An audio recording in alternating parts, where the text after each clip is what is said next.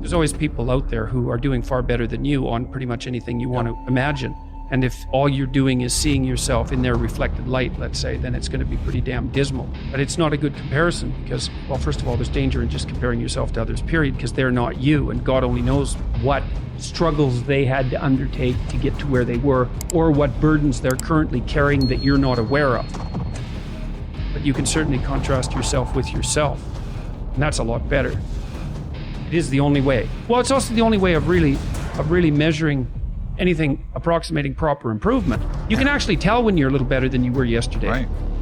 And you can actually do that. That's another thing that's so interesting about it, is that you can actually make yourself a little better in some way, pretty much, well, I don't know if it's at every moment, but you can certainly do it every day.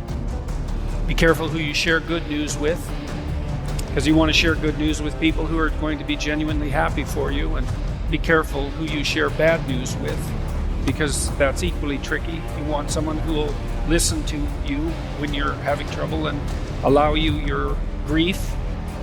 Beauty calls people to their higher being, I would say, and to make friends with beauty is to introduce yourself very carefully to one of the mysteries of life that make it worth living. There's never been a better time for the majority of people to be alive, and the future, although we're vulnerable and terrible things can always happen to us, it's hard to make a case that the future doesn't look comparatively positive. We're becoming extremely technologically sophisticated, and the world is changing at an incredibly rapid rate, and the only way we're going to be able to manage that in a positive way is if each of us, or as many of us as possible, are capable of making wise and careful and truthful decisions. And if we do that, then maybe things can continue to improve. You don't get people to stand up on their own 2 feet and to adopt responsibility if everything is given to them. And that's a real conundrum. You know, maybe you're in California, see someone speeding down the road in a convertible Porsche, and you think, oh man, what a lucky bastard. And the truth of the matter is that he's thinking about wrapping his expensive sports car around the next cement pillar that he comes close to. You know, you can't tell, and people have hard lives, and even people who are comparatively fortunate have hard lives. And the ideal that you're observing that makes you jealous and resentful is in large part an illusion that's created by your own mind. You have to be careful of what you're jealous of, because you don't really know what it is.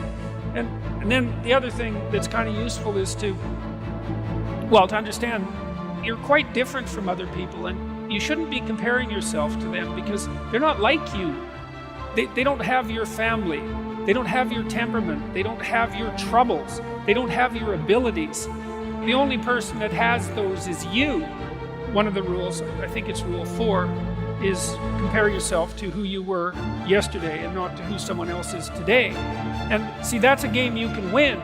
The possibility that you can make yourself slightly better on a continual basis is, I think that's something that's accessible to everyone. I think that's equivalent to leading a virtuous life. And there is something to be said for virtue and truth. You know, and that is one thing. Another thing that I've noticed about people who've been phenomenally successful is that they really do everything they can to live a truthful life. And you can get a bloody long ways by being honest. You got to know that there are differences in intelligence. It's really important. If you go into a job and you're not smart enough for that job, you're going to have one bloody miserable time.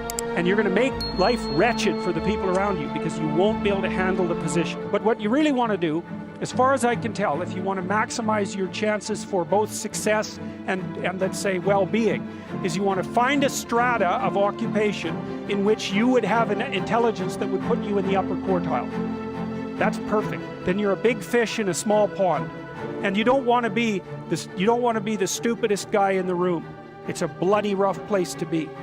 So, and you probably don't want to be the smartest guy in the room either, because what that probably means is you should be in a different room. If you want to be the best at what you're doing, bar none, then having an IQ of above 145 is a necessity, and maybe you're pushing 160 in some situations, and maybe that's making you one person in 10,000 or even one person in 100,000. And then also, to really be good at it, you probably have to be reasonably stress tolerant and also somewhat conscientious. Why is it that smart people are at the top of dominance hierarchies? And the answer to that in part is because they get there first. Right? I mean, everything's a race, roughly speaking. And the faster you are, the more likely you are to be at the forefront of the pack. And intelligence in large part is speed. That's not all it is. So if you're moving towards something difficult rapidly, the faster people are going to get there first. You're going to have to put some effort into your life. And you need to be motivated to do that. And so what are the potential sources of motivation? Well, you could think about them in the big five manner. You know, if you're extroverted, you want friends. If you're agreeable, you want an intimate relationship. If you're disagreeable, you want to win competitions. If you're open, you want to engage in creative activity. If you're high in neuroticism, you want security. Okay, so those are all sources of potential motivation that you could draw on, that you could tailor to your own, your own personality. But then there are dimensions that you want to consider your life across. And so we ask people about, well, if you could have your life the way you wanted it in 3 to 5 years, if you were taking care of yourself properly, what would you want from your friendships? What would you want from your intimate relationship? How would you like to structure your family? What do you want for your career? Well, how are you going to use your time outside of your job?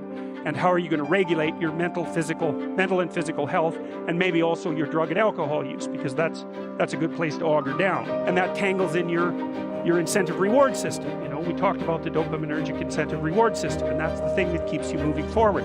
And the way it works is that it works better if it produces positive emotion when it can see you moving towards a valued goal. Okay, well, what's the implication of that? Better have a valued goal, because otherwise you can't get any positive motivation. Most creative people fail at producing their creative product and monetizing it. Right, so your default position, if you're a creative person, is you're going to fail, and that's because it's hard to come up with something new, and it's hard to present it to the market at the right time, and it's hard to market it. Like, those things are really, really difficult.